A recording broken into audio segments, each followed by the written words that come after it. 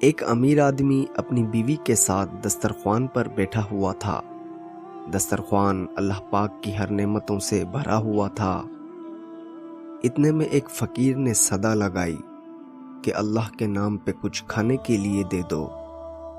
اس شخص نے اپنی بیوی کو کہا کہ سارا دسترخوان اس فقیر کی جھولی میں ڈال دو۔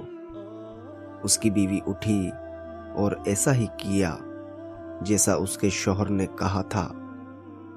عورت نے جب اس فقیر کا چہرہ دیکھا تو دھاڑے مار کے رونے لگی۔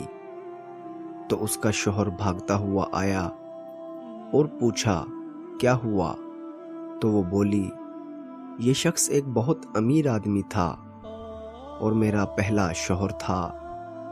ایک دن ہم ایسے ہی دسترخوان پر بیٹھے کھانا کھا رہے تھے کہ ایک فقیر آیا، صدا لگائی، بہت بھوکا ہوں، کچھ کھانے کے لیے دے دو۔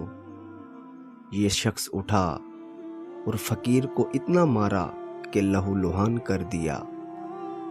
نہ جانے اس فقیر نے کیا بد دعا دی کہ اس کے حالات دن بدن خراب ہوتے چلے گئے اور سب کچھ بک گیا، یہاں تک کہ اس نے مجھے بھی طلاق دے دی، اور کچھ عرصہ بعد میری آپ سے شادی ہو گئی۔